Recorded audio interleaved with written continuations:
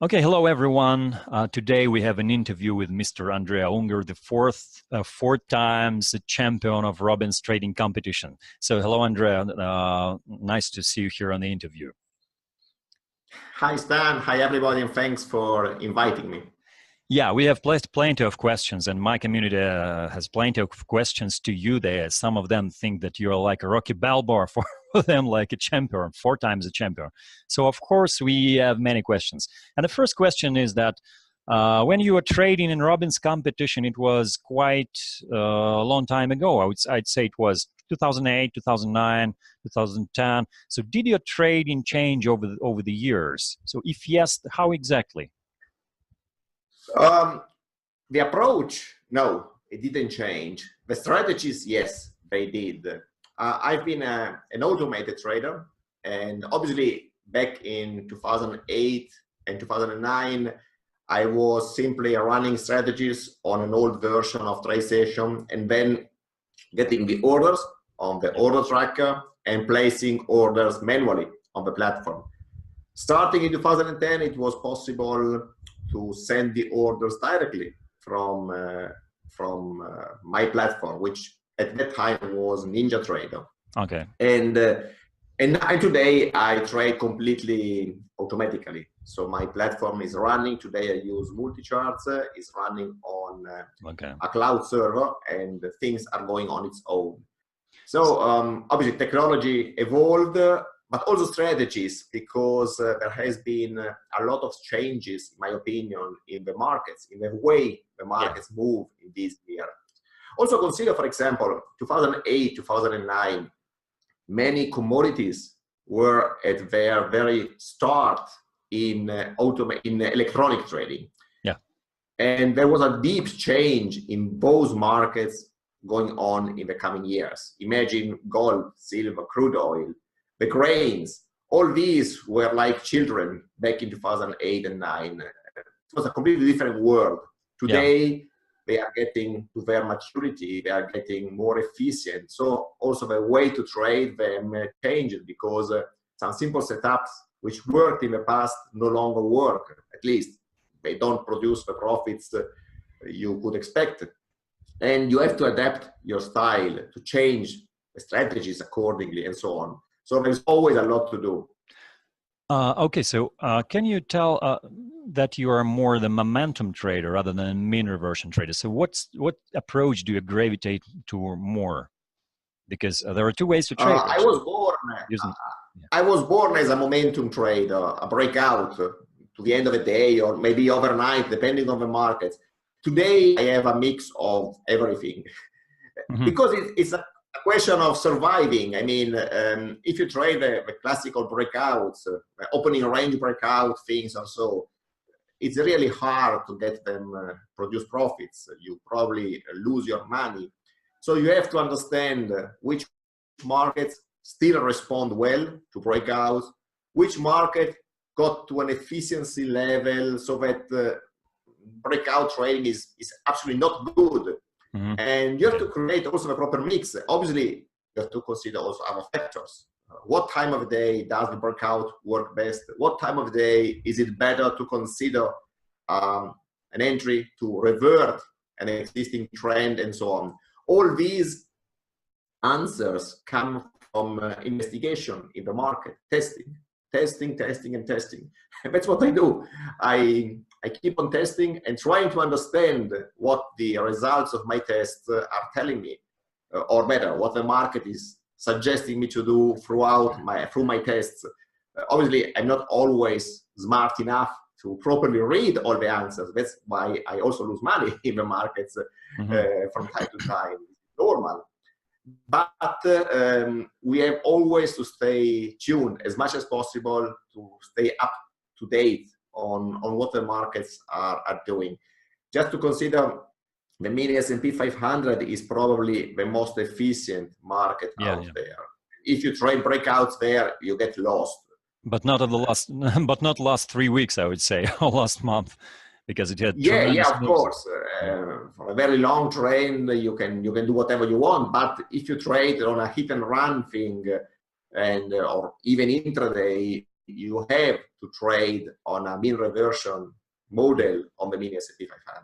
While on crude oil, for example, you still can get some good profits if you trade on breakout, provided you do it in a clever way, because things do no longer work as simple as they did in the older years. Exactly. I admit that breakouts are now working much worse dynamics than they were working maybe 5-10 years ago. And so I also adapted my breakout strategy. So I tried to enter not at the moment of the breakout, but prior to breakout, when price just leans to some level, 10-15 ticks, to gain the initial profit to protect my position. So I admit that. Yes, the real question is, will the breakout lead to a trend or not?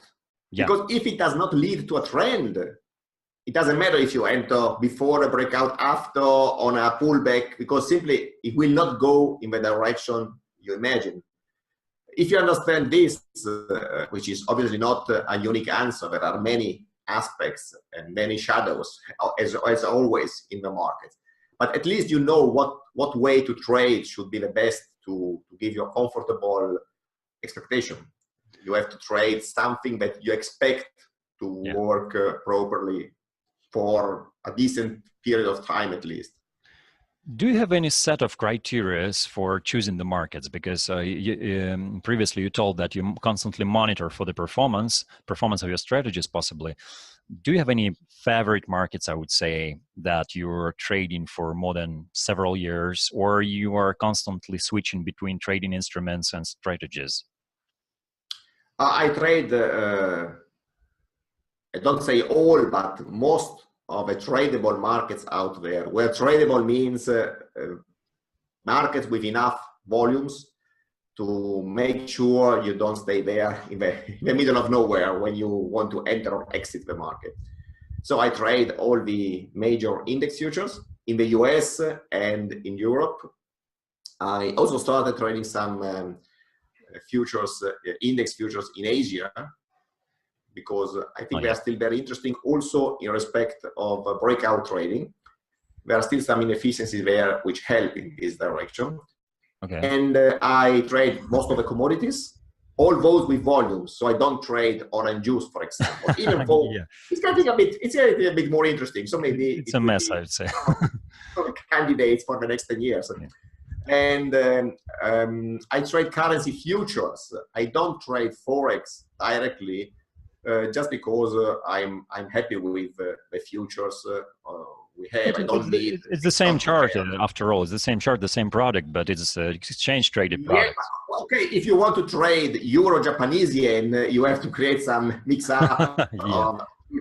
But if you're happy with Euro, US dollar, British pound, Japanese yen, Australian dollar, New Zealandese dollar, I mean, you have a lot of them, so you can actually trade that. So how many markets do you monitor, or do you have on your list, and do you have do you employ in your strategies? How many markets? Let's say 10, 20 markets, maybe more.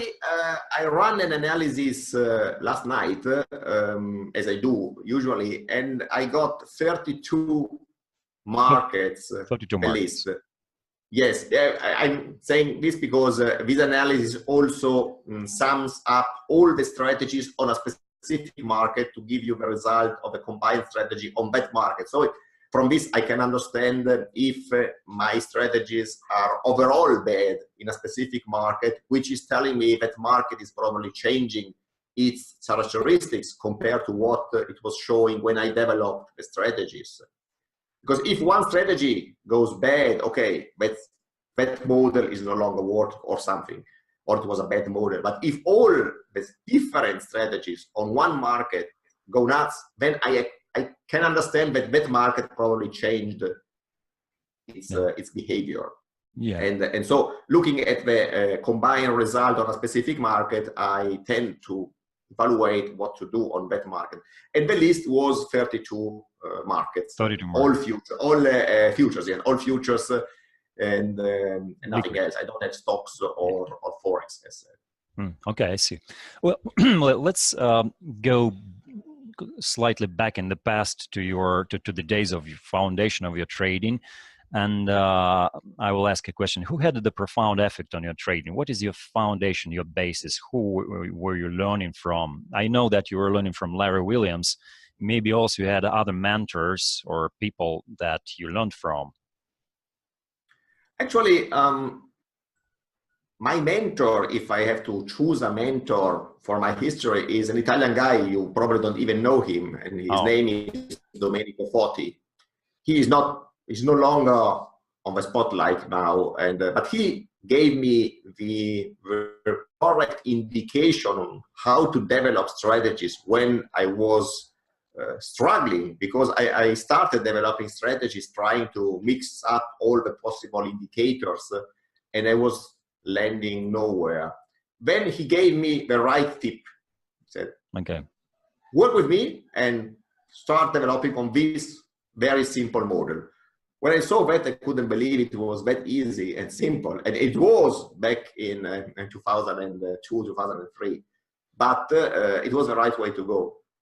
I went to California to attend Larry Williams' $1 million challenge in 2004. And I never traded anything Larry showed, but Larry was able to pass over to me the curiosity to investigate always. And he also gave me the right commitment and conviction that it could be done, because I saw him doing things. I saw him 3 days there placing trades and making money and analyzing what he was doing. So, I mean, I don't trade his stuff because it's simply not something I feel completely comfortable with in terms of approach. But he gave me the right motivation to keep on doing what I was doing and to try to do it better and better year after year. Okay, I got the thanks. So, then the next question is, did you adapt your trading to your ordinary life? Because that's the thing that is not so much discussed in trading community, because trading is quite stressful. It takes some time, but we have to find the balance between other activities outside of the markets and our trading. So algorithmic trading also gives such an opportunity to do that. So did you find this balance? You should ask my wife. But I mean, actually, I think yes. First of all, I consider trading as a hobby. It's a passion. I love trading. I love to explore the markets, to understand.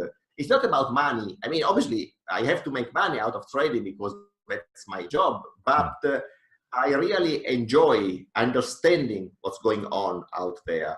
So it's a hobby, and I'm happy to do it during the day. I'm happy to study. That said, it's stressful. I confirm that, because when you lose money, you are never happy, and that creates stress. You never know how long the drawdown will last, so you get stressed out of it. But with algorithmic trading, you can actually distribute the efforts throughout the day when you want, because if you have to analyze something, you don't need to do it exactly on 11 o'clock in the morning, for example. You can do it whenever you have some time to do it. So you can organize your personal time. My priority, I think, is and remains my family. So I try to dedicate as much time as possible to my family. And trading is a hobby that I keep on running on a parallel way. I think I'm very lucky. If I were a scalper, I would probably have to dedicate more time sitting in front of a monitor. But now, for example, now in this moment we are talking, it's morning here in Italy where I live. My wife is at work, my kid is at school, other kids are already grown up and they are running their own lives. So actually, I sit here and I can study the markets, I can do what I have to do. Sometimes I go jogging because I have to get back in shape. I'm awfully out of shape now. So, I mean, I think it's a great life. I talk about stress, it's true, but I would be ashamed to talk about stress if I compare this to other kind of stress when you have to think about real problems. Because if stress becomes a real problem, I would simply stop trading. But this is me. I mean, there are people who can cope with stress the same way. So probably what I always say to those who come to me to ask, I say, first of all, find out if trading is something which can really be for you. Yeah. Because if you understand that you believe it's not, forget it. Nobody compels you to trade. It's better to stay out, because you will make a lot of money avoiding the losses you would accumulate in trading. Yeah, very much true. Too many people think that trading is an El Dorado where you make money out of nothing. It's not like that. And to be aware of that and to understand if you can stay in that sort of business, not getting mad or crazy after the first week, is a way to understand what to do. It's very important, in my opinion. Yeah, okay, then I have to ask you the next question. You have already 17 years in the markets, I'd say, if I count everything correctly. 18 probably, yes. 18, sorry. 18. Yeah, between 17 and 18, let's say. Okay. So, and of course, that's a big question for many traders, whether trading is for them, how much time does it take to become a trader, or should they quit, and they're afraid if they quit now, they do not dedicate enough efforts for trading. So how long does it take to develop a trader, according to your experience, according to the people that you met or on your masterclasses? And also you have the project AndreaUnger.com, the school of trading, I'd say. So you also help traders to evolve. Yeah, you help traders to become traders, really. So you have to have some statistics about the trader development. How long does it take? How much does it take? And who can be a trader? Who cannot be a trader, according to your standpoint? Well, it's harder to become a trader rather than not becoming a trader. I can tell you clearly, I'm not going out there promising the moon, because I know there is no moon out there. Well, in my promotional material at the ungeracademy.com, I present the main course, something like Delivery in 28 days, which is the time you require to go through the material and to properly digest it. But that's the time you need to absorb the material. Then there is a different time to put it in practice. And there is a big question mark if you can put it in profitable practice. Yeah. So normally I can tell you that I believe to become proficient enough, it takes about 2 years, in my opinion, 2 years of study, of experience. Because when you study something, it might look complicated at the first approach, obviously because it's something new, but then it might seem easy because you think, oh, now I got the keys. But if I give you the keys of a Ferrari, it doesn't mean you can drive a Ferrari, of course. Maybe you can. I mean, but you need experience. You need to understand that. And that's different from man to man or from woman to woman. It's different also depending on the time you can dedicate to the study. I teach mostly automated trading. So what I do is I teach how to structure yourself the same way I am structured, how to develop strategies, how to find your way in developing strategies. And obviously, if you study 10 minutes a day, it's different compared to those who study 10 hours a day. Yeah. If you are extremely smart, you might be faster in learning compared to somebody who is not accustomed to studying, and so who can need more time. So it's very, very subjective, really. 2 years to become proficient enough, if you really dedicate yourself to it, if you're really committed, is an average period of time, I believe, should be put into consideration. And believe me, it's a very short period of time. So if you stay large and you believe that you will be good enough in 5 years, you are not on the wrong side. But this is not a shame, in my opinion, because what a shame is those who promise to become good traders in 1 month or 2 months, because if you consider this is a real business, it's a job. It's a job which needs to be learned as any other job. I don't think you will go for surgery as a medical doctor after studying a booklet in 1 month. Obviously, it's the same thing. I mean, with all the respect to more important jobs like being a medical doctor, of course. But in any case, you need to learn what you are supposed to do. And as you're putting your money into this, you have to be very careful. Yeah, yeah. Yeah, because 2 years is a realistic time period, I think, that because some people think that it's 3, 4, 5 months or 6 months and they will become a trader as well. That's not really Or even realistic. less. Some people believe it. Some people still Even believe less. that is the trick, the secret, Yeah, the which secret.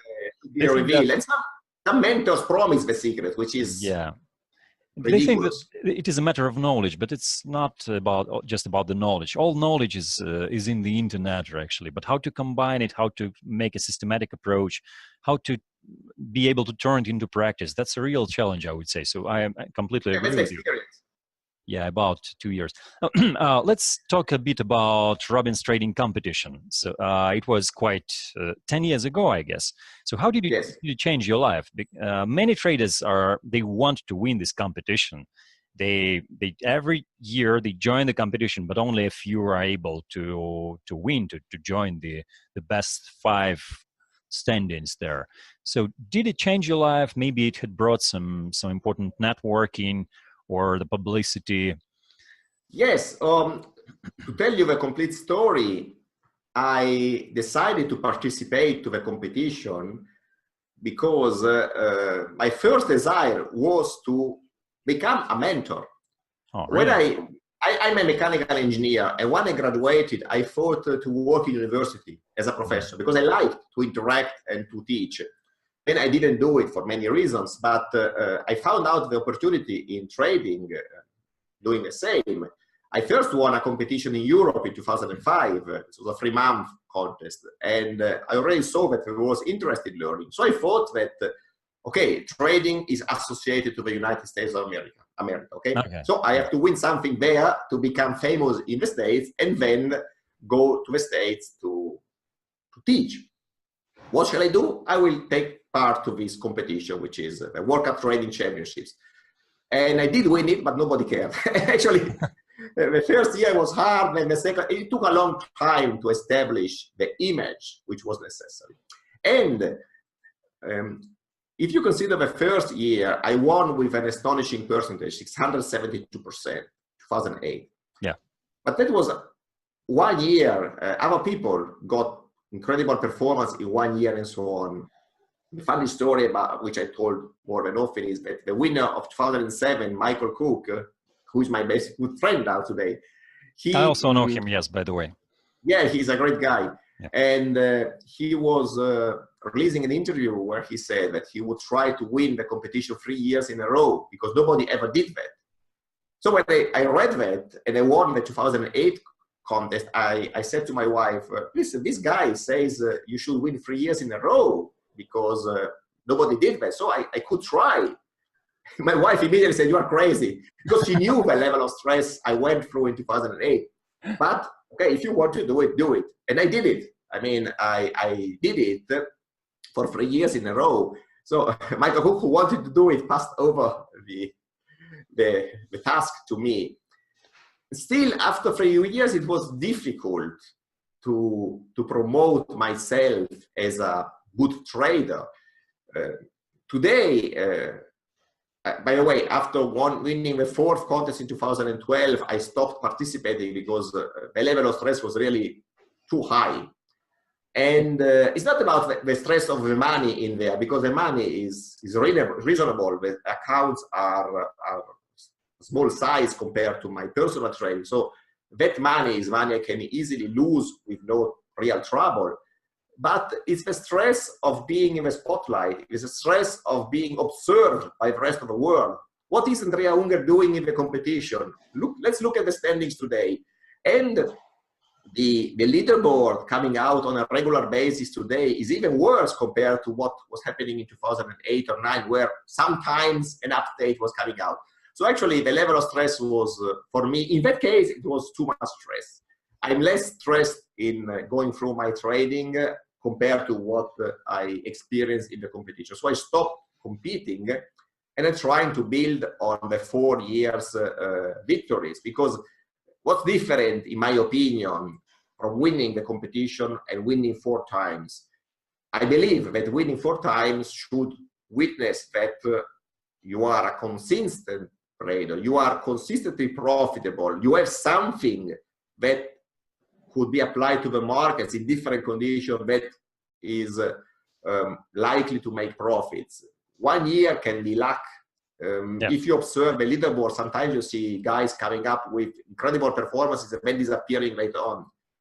Obviously, in a restricted period of time, you can have the killer trade that gives you the victory. But to replicate that the second, the third, the fourth year, that's not that easy, in my opinion. Of course, everybody can have his own opinions.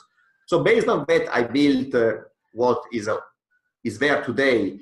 But it took time, and it took also the cooperation with some good friends who helped me in all the promotion, because there is so much about trading and mentorship about trading that you have really to treat that as a business. And it is a business. It's an opportunity to build an educational environment around what you are able to do. I'm able to trade, so to build anything and to convince people that I'm really able to trade, that's not easy. And you need to focus on that as much as you do on trading. Okay. So my next question would be around distinction between contest-based trading and the real trading, because some people don't really expect what to, or don't really know what to expect from trading, because they say, all right, hundreds of percentage annually is a norm, or it's a norm to gain, let's say, at least 10% a month, let's say, they say. That's a norm, yes. Yeah, that's it. I say, they say, I want to earn at least 10% a month. What is a realistic performance if you compare the contest returns to your real trading returns, or maybe someone else's real trading returns? I measured last year. I measured my returns, and I checked the account I opened at my broker in March 2009. So I just took those statements, which is Interactive Brokers. I'm not promoting it. I'm just saying that it was easy for me to use the statements of that. I also traded. And I had a compounded rate of growth of 20% a year. Something more, 22, okay. 22% a year. That's the real trading. That's the real trading. The contest, you have 672. Well, of course, we're not talking about the $10,000 accounts or the similar. Yes, that's the point. I would never trade with the same level of risk I'm taking the competition with my real account, because in the competition, you have to consider that you can wipe out your account. You have to take the risk. If your strategy works properly in that period of time, it's fine. But if it does not, because strategies can break down, then you might lose all the money that you are trading in the contest. And that is acceptable. It's not fine, but it's acceptable. But I would never like to lose all the money I have in my personal account. So obviously, I have to work with a much lower level of risk. Just to give you an example, on the competition, there were trades taken with even something around 20% level of risk. Okay. In my personal trading, I stay around 1.25% on daily risk pro strategy. So there is a huge difference. And I know you interviewed also Ralph Vince, so you know how much it changes when you change a small level of percentage in these numbers. And from 1 to 20, there is an ocean of difference. So actually, it's completely different. And also in my personal trading, I treat it like more like, let's say, a net worth growth rather than a speculative trading, which is in the contest. The contest is a competition.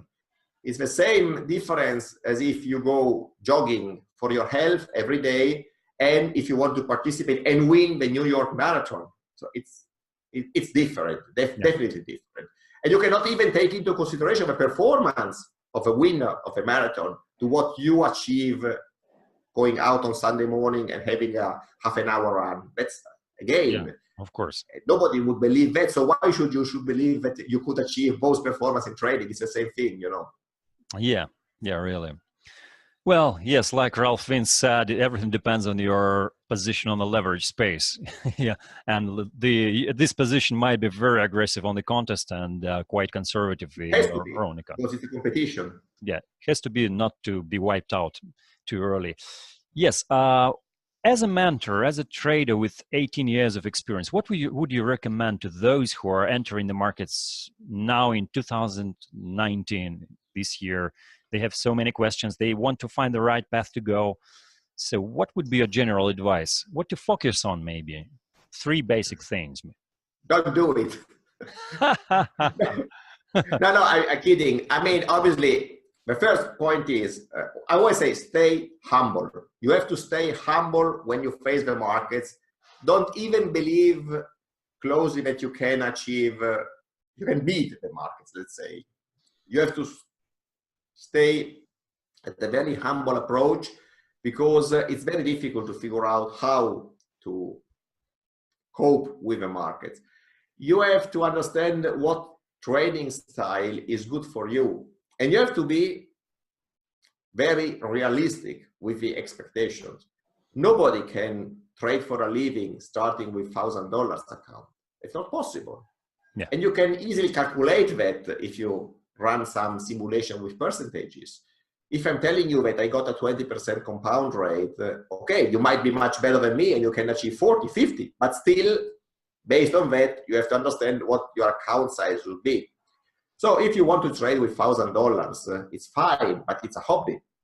You can do it on Forex, not because of the leverage, but because of the scalability to the downside. You can trade as small as you need on Forex. Yeah. But it will be only to build your experience. So, realistic expectation, understand what trading style, discretionary or automated. I believe that automated is easier to learn. I said more than once that, in my opinion, the best discretionary trader in the world will always beat the best systematic trader. But it's incredibly more difficult to teach how to trade discretionary compared to what it is to trade systematic. Yeah. Just because of the systems, you know, the approach, the methodology. Yeah. So I obviously try to push or pull, if you look at it from my Unger Academy point of view, people into the automated trading world, because I believe it's easier to learn something to do there. But you have to understand, I mean, maybe you are not one who can stand with the rules coming from a machine or so. So actually, that would not be for you. So understand what you need and consider that you have to study. Consider that you need to study to achieve something. There is no real secret. The secret is you have to study hard. And again, what I mentioned before, try to understand as fast as possible if trading is really something that can be for you. If you understand that you don't really feel comfortable trading, don't do it. In this case, really don't do it, because it could be a disaster. Being famous, let's say, I receive a lot of emails from people with problems, people who really got in trouble because of trading, people who lost a fortune, people who ruined their lives and their family's life. There is no solution for this. The only solution is to stop and forget about trading. Because once I read an email of a guy who said, I lost 300,000 euros in trading. Now I have only 1,000 euros left. What shall I do to recover the money I lost? How can I answer such a question? Well, it's impossible, because if I knew how to transform 1,000 euros into 300,000 euros, I would be richer than all the richest guys of the world together, obviously. So trading is dangerous. It's dangerous if you under-evaluate the risk, which is inside trading. So start studying if you really want to do it, and study everything which is related to trading. Don't think about only the setups. Setups are fine, but think about the risk, money management, everything that is around risk. And when you look at risk, always start from protecting your losses. Don't look at the compounding effect of money management, because you would become greedy. You see incredible things in backtesting, but then in real life, is it like that? It's never like that. So always consider position sizing as the way to save your account before thinking at it as the way to make it grow, because it's really dangerous. So stay humble, stay humble. Yeah, thank you for the good advice. What do you think about the modern practices in algorithmic trading, like neural networks, like Python-based programming? This is the modern trend, I would say. So everybody wants to learn something about that. So what do you think about that? I'm an automated trader, but I don't believe in this stuff so far. Maybe I don't know the right people, but so far I've never met anybody who is profitable going through neural networks, genetic algorithms, and things like that. And I'm not even aware of famous funds being profitable with that kind of stuff. So I don't mean it doesn't work. I think today we have not yet found the right way to make it work. I keep it in an angle, in a corner of my imagination, just as try to be there when it's time to be there. But today I'm still using my knowledge. So I use the power of the computer to speed up all the tasks that are necessary. But I want the driver to be a human being. In this case, me for myself, but it's what I teach to my students as well. I believe that the computer can be useful if you are controlling it from above, you as a human being. Then, if machine learning becomes smart enough to understand what really works, I will be very happy to apply to it. I have an open mind. I'm ready to change my opinion anytime I got a real demonstration. A real demonstration is based also on my experience, because if tomorrow you call me and say, Andrea, listen, I got this incredible machine learning tool and I made profits for the last 30 days every day, I always say, okay, come back in 3 years and they tell me if in 3 years you still make profits every day for 3 years. Then I will be interested in that. It may make me waste some time, of course, but as said, I am realistic. I know that there is no wonder tool out there. So whatever I do, I want to do it thinking that there is some real edge behind what I use. And I want to be convinced that the thing really works. Yeah, I understand what you're talking about. The previous, I would say, even 2 years ago, 2017, there was a tremendous growth or rise of cryptocurrencies and so many algorithms that were making 1% a day, I would say. They started to develop, and in 2018, they all disappeared. So that's the classical representation of this principle. So when the market is heavily bullish, everything works, I would say. You may call it the neural network or manual trading or algorithmic trading. Everything works if you just go in the right direction with the market. Yes, but in the long run, in a 3 years perspective, like you have said, it is very difficult to, well, everything becomes clear in this perspective. Yes, I've been to China some time ago, invited to the local championships, award ceremony. And I was talking to the traders there. They were all enthusiastic, but I believe that in China, there are still many markets responding well to the classical breakout things and so on, sort of 10 years ago here. So I said, be careful, because what works today might not work tomorrow. So all the performance you see today might disappear. So try to always keep your eyes open on what's going on in order to adapt if changes occur. I don't know who will be listening to me. I can't trade Chinese markets because I'm not Chinese. So there is a barrier in entering Chinese markets, but I would like to do it. I wish I could do it because they are interesting today. I don't know in 10 years. Let's see. Yeah, just like with cryptocurrencies. Everybody thought to be the next Soros with Bitcoin the past year. Now, as you said, they all disappeared. There was no real edge. The only edge was that it was going up like crazy. It was. By the way, I would say that many professional traders, they just skipped this rally of 2017 because they didn't really know how to manage risk in these circumstances. By the way, also traders like Linda Rashke and Michael, and they all they were away from this market because they could not figure out how to manage really risk in this situation. If I didn't trade it, I mean, obviously I would have been happy to stay there, sit from 2011 and make billions, but I didn't place a single trade. I didn't open any wallet because I didn't know what to do. I couldn't plan my trading because it was an unknown environment for me. And if I don't know what to do, well, I could do it like a gambling stuff. But in that case, I would put a small amount of money. So the reward would be small as well, because if you bet small, you don't make of a course. killer. So actually, it would be a waste of time for me. And for those who made millions, I'm happy for them. They were lucky. I don't think they were smart. Yeah. I mean, maybe they were smart and I am the stupid one. But as you said, many others disappeared. The very smart guy were those who entered at 0.01 and exited at 17,000. Exactly. I don't think how many are there anyway. One trade in Russia, one trader which I know in 2014, he had told us, you have to purchase at least Bitcoin for at least $10,000. Well, that's I call the good investment. But if we're talking about buying at 10 and selling it at 15, well, that's a completely different story, of course. Yeah.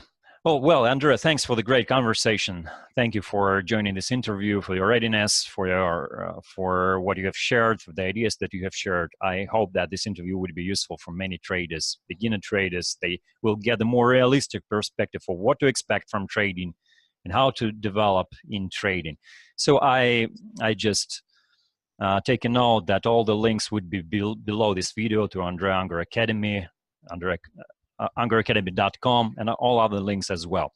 So thank you, and have a good day, have a good trading, and I wish you to survive in these volatile markets today. Yes, thanks, Dan. Thanks for your wish, especially. It's very hard, but I will try to do my best to be here also next year and the year after and the year after and so on. Yeah, and like it is said in one movie, once a trader, always a trader. Maybe, but I want to retire. I want to sit on the beach and forget about everything, actually. No, I'm joking. It's my hobby, so I like it. I like it. Oh, I also like you're saying, sorry. I also like you saying that trading is a hobby, because if you treat trading as a hobby, you take away all those pressure from trading, the extreme pressure that you have to make a performance every day or every month. So there is not so much pressure when you treat it as a hobby. So that's, I would say, that's an interesting approach, an interesting perception of trading. Yes, building ships in a battle is less expensive, maybe, but also trading can be a hobby. Yeah, that's interesting. All right, Andrea, thank you again. See you, and have a good trading. Thank you for inviting me, and ciao to all the guys listening to this interview. Ciao. Yeah. Ciao. Bye-bye.